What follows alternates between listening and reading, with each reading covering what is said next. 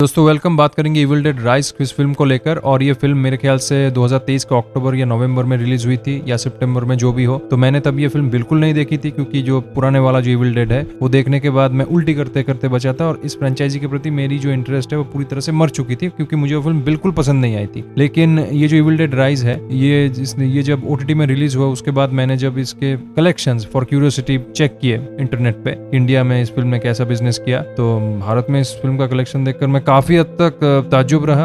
और कलेक्शन काफी बेहतरीन है एक हॉलीवुड फिल्म के मुकाबले, या मैं अगर यूं कहूं इस तरह की हॉलीवुड फिल्म के मुकाबले। तो मुझे लगा कि नहीं, एक बार इस फिल्म को देखते हैं और रिव्यू करते हैं। तो चलिए दोस्तों, कहानी को देख लेते हैं। दोस्तों, कहानी बेसिकली एक फिक्शनल किताब के ऊपर आधारित है, जिसका नाम है the book of the dead, जो कि एक एंशिएंट प्राचीन रहस्यों से भरी किताब है, जिसे पढ़ने से या जिसकी रिचुअल करने से जो भी हो, शैतान जागृत हो जाता है, दूसरी दुनिया से यहाँ आ जाता है, इंसानों को पोजेस करता है और उससे पीछा छुड़ाना भी काफी मुश्किल हो जाता है। तो यहाँ भी इस फिल्म में एक फैमिली पोजेस होती है। फैमिली में एक सिंगल मदर है, उनके 3 बच्चे हैं, और वो सिंगल मदर इसलिए है क्योंकि पति छोड़ के भाग गया, और उसकी उस सिंगल मदर की जो बहन है वो भी मिलने आती है। तो सभी लोग, वो फैमिली, वो सिंगल मदर की बहन और पड़ोसी नेबर, जो नेबरिंग जो फ्लैट में रहते हैं, एक बड़े अपार्टमेंट में कहानी स्थित है। तो नेबरिंग फ्लैट में जो रहते हैं वो भी कैसे अफेक्टेड होते हैं, कैसे उस शैतान से लड़ते हैं, कैसे उस शैतान से बचते हैं, बच भी पाते हैं या नहीं, कितने लोग बचते हैं, इसी को लेकर कहानी है। तो दोस्तों चलिए देख लेते हैं फिल्म कैसी है। दोस्तों, अगर आप इस तरीके की हॉरर फिल्म देखने के शौकीन हैं, कि जिसमें मेन जो भूत के साथ जो इंटरेक्शन, मारपीट, बूम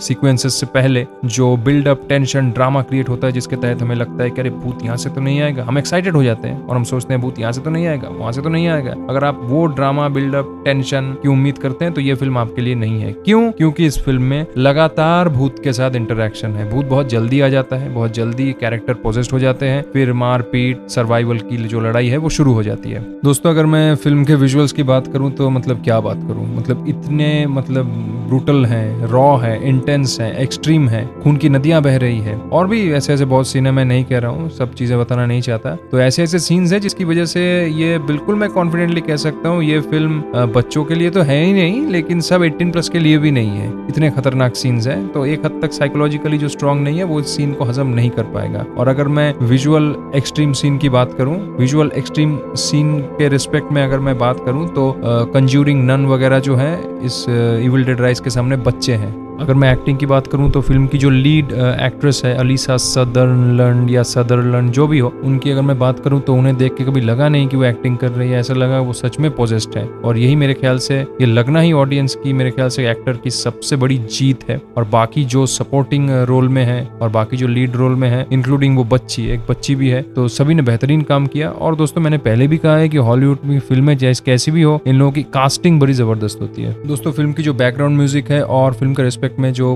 कलर क्वालिटी चूज की गई है वो एकदम कंपैटिबल है। दोस्तों, फिल्म बहुत स्टेडी है, बहुत फास्ट है, फिल्म की लेंथ भी कम है। और मुझे ऐसा लग रहा था कि अगर फिल्म थोड़ी लंबी होती तो शायद अच्छा होता, लेकिन बाद में पता लगा शायद मेरी ये सोच गलत थी। क्योंकि जिस कारण से मैं ये कह रहा हूँ कि फिल्म थोड़ी लंबी होती तो अच्छा होता, तो वो कारण शायद फुलफिल नहीं होता। क्योंकि इस फिल्म का जो बेसिक नेचर है, मुझे जितना लगा कि अब मैं इसे क्रिटिसाइज करूं या क्या बोलूं, मुझे उतना पसंद नहीं आया। लेकिन जो बेसिक नेचर है वो बिल्डअप, टेंशन, ड्रामा, वो सब नहीं है। या लोर, कहाँ से वो इविल स्पिरिट आया, उसकी कहानी क्या है, उसका नाम क्या है, वो सब इम्पोर्टेंट नहीं है। इम्पोर्टेंट है भूत आते रहेंगे और आप मारते रहेंगे, मरते रहेंगे, सरवाइव करते रहेंगे या तो नहीं करेंगे। यही ओवरऑल ये जो फ्रेंचाइजी है, इसकी जो स्टाइल है, सिग्नेचर स्टाइल है। तो मुझे पहले लगा कि शायद थोड़ी लंबी होती तो अच्छा होता, फिर ऐसा लगा कि नहीं भाई, लंबी होती तो जो मैं 1 घंटे 25 या 30 मिनट में देख रहा हूँ या 35 मिनट में देख रहा हूँ, वही सेम चीज ही मैं 1-2 घंटे तक शायद देखता। दोस्तों, फिल्म के सीन में जब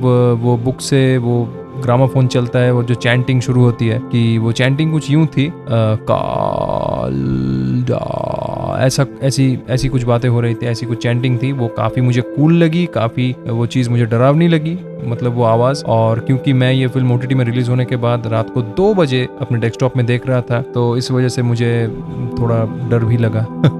दोस्तों फिल्म की जो चीज मुझे पसंद नहीं है, आप वो तो मैंने पहले ही कह दिया कि बिल्डअप, टेंशन, ड्रामा इन सब की कमी है और लोर की भी कमी है कि वो इविल स्पिरिट कहाँ से आया, उसकी ओरिजिन क्या है। शायद आने वाले फिल्मों में वो इसको एक्सप्लोर करे या ना करे, यही स्टाइल फॉलो करे। लेकिन एक चीज मुझे थोड़ी फैक्चुअल एरर लगी कि जब वो बच्चे को बुक मिला और बुक के साथ एक ग्रामोफोन रिकॉर्ड मिला, जब वो रिकॉर्ड उसने चलाया तो उस रिकॉर्ड में जो भी हो, वो फादर हो, वो बहुत पहले की रिकॉर्डिंग है, 1900 मेरे ख्याल से 20 या 24 साल की जो भी हो, तो वो जो फादर जो बोल रहे थे कि आध्यात्मिक पुनरुत्थान के लिए, मतलब स्पिरिचुअल अपलिफ्टमेंट के लिए मैं ये चैंट कर रहा हूँ। पहली बात, स्पिरिचुअल अपलिफ्टमेंट या आध्यात्मिक पुनरुत्थान, हायर कॉन्शियसनेस, ये अलग है। ऑकल्ट, इविल बुक, ये अलग सेक्शन है। ये पता नहीं दोनों को बहुत ही मतलब मिक्स क्यों किया गया, जबकि साफ किताब में वो जो तस्वीर है वो किसी भी एंगल से आध्यात्मिक तस्वीरें नहीं है, किसी भी एंगल से आध्यात्मिक तस्वीरें नहीं है। वो कोई बच्चा भी कह सकता है कि आध्यात्मिक तस्वीरें नहीं है। तो क्यों ये डायलॉग पुट किया गया, ये मेरी